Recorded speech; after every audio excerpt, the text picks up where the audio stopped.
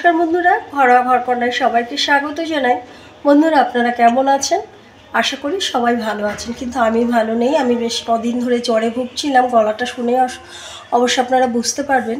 তো আমি আজ ষষ্ঠীর দিনই আমি ভিডিওটা করছি। আমি বেশ কিছুদিন ভিডিও দিতে পারিনি, আজ আমি করছি। আজ আমি করব চিতল মাছের তেল ঝাল। তো আমি এখানে কপিস চিতল মাছ নিয়ে নিয়েছি, এখানে কিছু আলু নিয়েছি, এখানে টমেটো, এখানে আদা এবং কাঁচা লঙ্কা বাটা, এখানে আছে রেড চিলি পাউডার, এখানে হলুদ, এখানে নুন, এখানে লাল লঙ্কার গুঁড়ো, এখানে ধনে জিরের গুঁড়ো, আর এখানে আছে নুন। সবার প্রথমে আমি মাছগুলোকে নুন হলুদ মাখিয়ে ভেজে নেব। বন্ধুরা, আমি কড়াইয়ে তেল বসিয়ে দিয়েছি। এখন আমি মাছগুলো ভেজে নেব। আমি মাছগুলোতে যে নুন হলুদ মাখিয়ে নিয়েছি, হ্যাঁ, আমি অল্প অল্প করে মাছ ভাজবো। হ্যাঁ, আর এই মাছ খুব বেশি কড়া করে ভাজতে হবে তাও না। আর এই মাছের পেটিটা খেতে বেশি ভালো লাগে। আমি পেটি দাদা দুটোই নিয়ে এসেছি। হ্যাঁ, আমি তিনটে করে মাছ ভেজে নেব। বন্ধুরা, আমার এই যে মাছগুলো ভাজা হয়ে গেছে। এখন আমি এই তেলেই আমি মাছের ঝোলটা তেল ঝাল করব। চিতল মাছে একটু জিরে ফোড়ন দিয়ে দিলাম, আর একটু তেলের মধ্যে একটুখানি চিনি দিয়ে দিলাম, তাহলে কালারটা ভালো আসবে। এবার আমি গরম মশলা দিয়ে দিলাম, এলাচ, লবঙ্গ এবং দারচিনি। হ্যাঁ, এবার আমি আলুটাকে ভেজে নেবো। বেশ গন্ধ বেরিয়ে গেছে। এবার আলুটাকে ভেজে নেবো, লাল লাল করে আলুটাকে ভেজে নেবো। বন্ধুরা, এবার আলুর মধ্যে আমি একটু নুন দিয়ে দিলাম আর একটু হলুদ দিয়ে দিলাম। হ্যাঁ, মানে আলুটা ভালো করে ভাজা হওয়ার জন্য, আর আলুর কালারটাও সুন্দর হবে। এবার আমি একটু ঢেকে দেবো, ততক্ষণে একটু ভাজা হোক, ততক্ষণের জন্য একটু ঢেকে রাখলাম। বন্ধুরা, এবার আমি ঢাকনাটা তুলছি। আলুটা বেশ একটু লাল লাল ভাজা হয়ে গেছে। এখন আমি আদা এবং কাঁচা লঙ্কা বাটাটা দিয়ে দিলাম। এখন আমি সমস্ত মশলাগুলোই দিয়ে দেবো।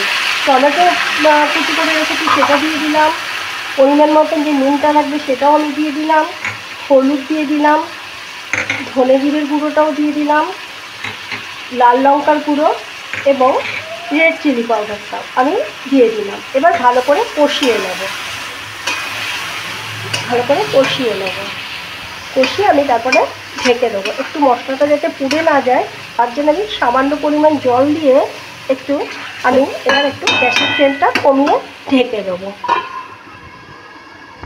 বন্ধুরা, আমি এখন তুলে দেখবো। দেখুন কালারটাও কত সুন্দর হয়েছে।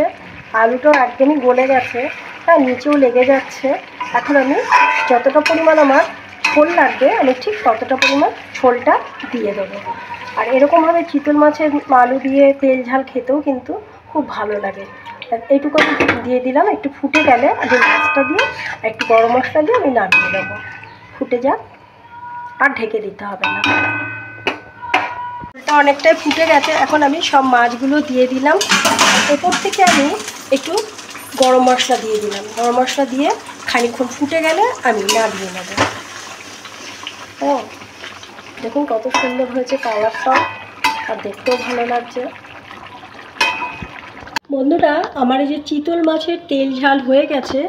আপনাদের যদি আমার এই রেসিপিটি ভালো লেগে থাকে, অবশ্যই আমার পাশে থাকবেন বন্ধুরা। সবসময় ভালো থাকবেন। আজকের মতো শেষ করছি। আবার নেক্সট কোনো ভিডিওতে দেখা হবে। ততক্ষণে যেন বন্ধুরা ভালো থাকুন আর সুস্থ থাকুন। আর বন্ধুরা, আমার ইউটিউব চ্যানেল ঘরোয়া ঘরকন্যা নামেই আছে। Please like, subscribe, comment, share করে পাশে থাকবে। আমরা সকলে একসাথে এগিয়ে চলবো। আজকের মতো রাখছি। কেমন বন্ধুরা?